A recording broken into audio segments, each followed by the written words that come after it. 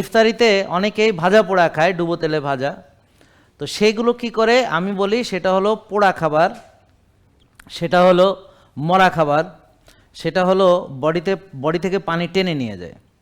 ধরো একটা dry food, এটা ডুবো তেলে ভাইজা তুমি একটা পেঁয়াজু খাইতেছো, এই পেঁয়াজুটা কিন্তু ড্রাই, ওর ভিতর কিন্তু পানি নাই, পানি তো সব নাই, আরও বরং এটারে মানে ডুবো তেলে ভাজার ফলে ওইটার স্ট্রাকচারাল ড্যামেজ হয়েছে। এটা একটা ইনফ্ল্যামেটরি খাবার। এই খাবারটা আপনার মুখে যতই মজা লাগুক না কেন, এটা শরীরের জন্য ভালো না। পক্ষান্তরে ওই যে আমরা যে খাচ্ছি হলুদের পানি, প্রথম হলুদ অনেকের ভাল লাগে না, কিন্তু আমার কিন্তু অনেক ভাল লাগে। তোমাদের কেমন লাগে? মানে ভয়ে বলতেছ না নির্ভয়ে বলতেছ? ভাল লাগে? ইয়েস, অনেক ভাল লাগে। আর যারা মেনটেনিংয়ে আছে তারা একটু মধু অ্যাড করবে, মধু অ্যাড করলে তো এটা মধুর মতো মজা। তা আমি মধু অ্যাড করেই খাই, কারণ আমি তো আর রুগী না। তো যাদের ডায়াবেটিস নাই তারা মধু অ্যাড করবে।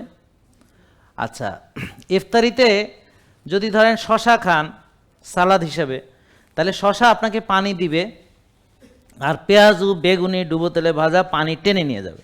তা আমি তো এমনি ডিহাইড্রেশনে আছি, তার মধ্যে যদি আবার আমি এমন একটা খাবার খাই যে খাবার পানি টেনে নেয় আর আমাকে প্রদাহ দেয়। আর রোজা হচ্ছে অ্যান্টি ইনফ্ল্যামেটরি, আপনাকে রমজানে এই যে রোজা রাখছেন না খেয়ে আছেন, বডির প্রদাহ কমে যায়।